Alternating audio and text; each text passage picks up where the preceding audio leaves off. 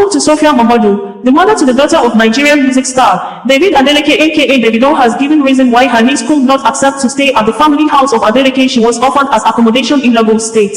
The uncle, who is the publisher of Ovation magazine, Dele Momodu, shared his view on the ongoing legal and media war between his niece, Sophia Momodu, and the father of her child, David Adeleke, well known as Davido, over the custody of their daughter, Imade. Dele Momodu, through his verified X social media platform on Saturday, said he accepted the views of her niece, Sophia Momodu, not to stay at the family house of Adeleke to raise their daughter because she was not married to Davido. Dele Momodu said Davido called him on Friday over the counter affidavit filed by Sophia Momodu against Davido lawsuit over the custody of Imade, their daughter. He said he was surprised that the Afrobeat singer filed an affidavit seeking joint custody of their child, stressing that his previous conversations with him only focused on his wedding and reconnecting with his daughter. He said Davido and his family have always had access to the child, and when he stopped paying her school fees, he brought it to his father's notice, Deji Adeleke, who cleared all the school fees and gave the child a car. In a lengthy statement titled, "My Candid Opinion on David Adeleke vs. Sophia Momodu," Dele Momodu stated in quote thus: "Last night, I received a distressing message from Mr. David Adeleke, aka Davido. He was obviously devastated by the counter affidavit submitted in court earlier in the day, in response to his affidavit seeking a joint custody of his daughter with my niece Sophia Momodu. I had seen David's affidavit about 2 weeks ago, and I was very surprised as David, and I had spoken on a video call days earlier, with him and Pastor Toby Adegwega, and he never told me he had any custody issues with my niece.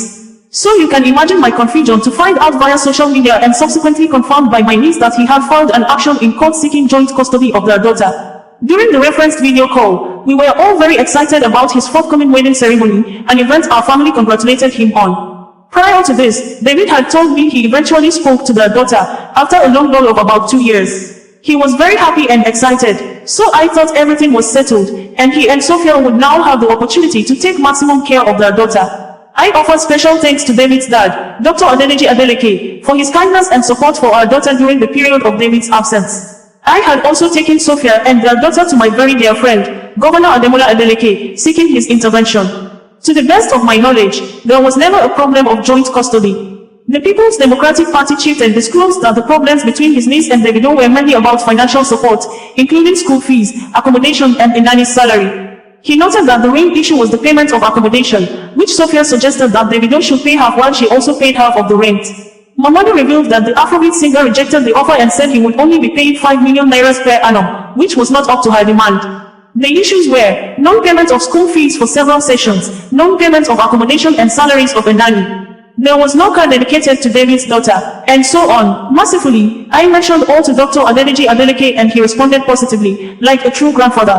On the issue of non-payment of school fees, David's dad cleared everything and also set up payments of future bills. He gave his granddaughter a car to take her to school. The remaining issue was accommodation. David's dad verbally offered, in his discussions with me, one of their family apartments in Umiru Estate, Victoria Island. However, maybe due to miscommunication, David's lawyers had communicated otherwise. After Sophia clarified with me, she politely declined the offer, and her reason was tenable in my view, because, since she's not married to David, she can't be comfortable living in a place swarming with David's family members. She and her daughter had been living in Ikoyi before David and Sophia started their latest quarrels. Sophia's request was that David should pay half of the accommodation while she would pay the other half. David said he could only contribute $5 million annually. The journalist and founder of Ovation magazine said that Sophia allowed Davido access to their daughter, provided she had her nanny around, adding that Imade also made the same request. Momodu said his niece did not institute the custody battle, adding that the lack of communication and friendship between Davido and Sophia has led to the present situation. My opinion is that the absence of camaraderie between David and Sophia has caused this debacle. I have cautioned repeatedly that their daughter must not be allowed to suffer or be treated like a second-class child. David's global status met this imperative. Sophia allowed David access to their daughter, provided she has her nanny around 24/7. The 9-year-old herself made this request and I believe this should be favorably considered and accepted. My grandniece had been released to go out with her cousins on several occasions. The governor's daughter, Nike, was at Sophia's house with the governor's grandson last Christmas Day, despite the fact that there wasn't ample notice and she was still granted access. 2 months ago, the governor's son, Shino Rambo, requested a play date between the kids and Sophia rented out a children's place in Victoria Island for them to spend hours together.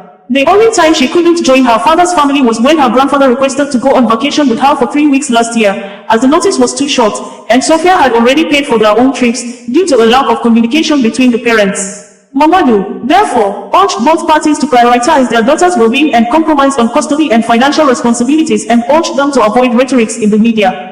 He added, the court yesterday referred the case for possible settlement by the Alternative Dispute Resolution (ADR) section of the court during settlement week, and I strongly advise that David and Sophia engage truly with the process as opposed to making harmful and irreversible statements on social media which not only violate the law but the interest of their child. I have, in the past 9 years, tried my best to ensure amicable resolution of disputes and encourage both parents to have a proper structure put in place for the welfare of their daughter. It is important to note that Sophia did not instigate this court action and is only seeking to protect their daughter and ensure that there is a structured, safe and sustainable manner in which father and child can engage with each other. The vitriolic rhetoric in the media should be avoided by all means, as this only further inflames what is already a traumatic experience for all parties involved, especially the child in question. OsazuwaAkonedo, bringing you the news in a more digital way.